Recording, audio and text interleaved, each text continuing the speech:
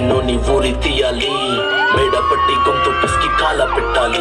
నేను చెప్పేదంత లోకం మొత్తం వీణ పడాలి, నీ చెల్లి కోసం ఏ రోజైనా నిలబడాలి. నేను పాడేది పాటని కథ చిన్నారి మాటలే ఇవి, కన్నులు కల్లారా తడి కాపాడేదెవరు మరి? అమ్మాయిల వాకిళ్లలోనే సంఖ్యలు బంధించి మరి రంగుల ముగ్గుల పొడి రక్తంగా మారినే పడి. మమ్మీ నువ్వు ఇంట్లో వదిలేసి వెళితే, అంకల్ నా చెయ్యి పట్టి మీద మీద పడితే ఏమని చెప్పను నేను, ఎవరికి చెప్పను నేను. మీరే నేర్పించారు పెద్దోళ్ళు దేవుళ్ళు అని. ఎందుకు మమ్మీ పుట్టించాడు డాడీ నన్ను? అసలు వినాలనుకున్న నేను చందమామ కథలు, ఆడపిల్ల బాధలన్నీ చెప్పుకునే బదులు పుట్టగానే చంపేస్తుంటే తప్పుతుండే ఉసురు. చిన్న బట్టలు వేసుకుంటే చంపేయాలా? ఇంకెన్ని రోజులు దాచుకుంట ప్రాణం ఇలా? నేను చదువుకోవాలా లేదా బడికెళ్ళాలా? న్యూస్ పేపర్ మెన్ స్టోరీ అయిపోయా నివాలా.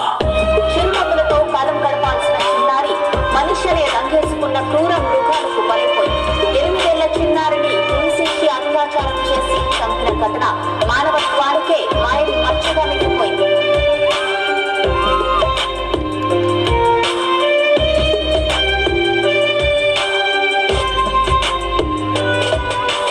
విలేజ్ పిల్లాన్ని కాలేజీకి వెళ్ళాను, డిస్టింక్షన్ కొట్టేసి డిస్ట్రిక్ట్ లో దాటాను. సిటీకి రాగానే సిటీలు కొట్టారు, నల్లగున్నానని నేను నవ్వుల పాలయ్యాను. తల మీద చెయ్యి వేసి దీవించే గురువులు, నడు మీద చెయ్యి వేసి కోరారు పరుపులు. జింక పిల్లలాగా నేను తీశాను పరుగులు, చనిపోయిన కూడా మీద పడ్డారు పురుగులు. ఏదో సాధిద్దామని క్లాసెస్ కి వెళ్తే ఓ వ్యక్తి లవ్వంటూ నా వెంట పడని, చిన్న చూపు చూసి నా చున్నీ లాగాడు, యాసిడ్ దాడుల్లో నా పేరెక్కించాడు.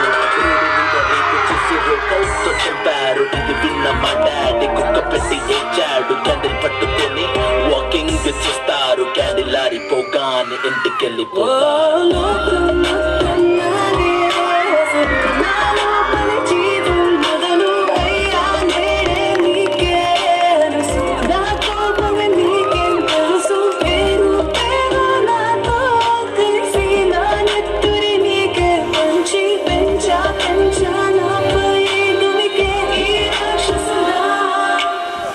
అన్నయ్యా నన్ను పెంచావుగా, నా పెళ్లి కోసం బరువులెన్నో మోసావుగా.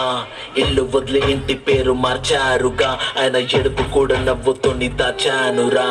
అమెరికా సంబంధం అన్నారు, మొదట్లో వెన్నంటి ఉంటాను అన్నాడు. అప్పట్లో అనుమానం పెట్టేసి దాచాడు, గుప్పెట్లో దెబ్బలన్నీ కాచుకొని ఏడుస్త చీకట్లో. సారీ అన్నయ్య అది ఆయిల్ మార్క్ కాదు, సిగరెట్ అని చెప్పాలంటే నాకు నోరు రాదు.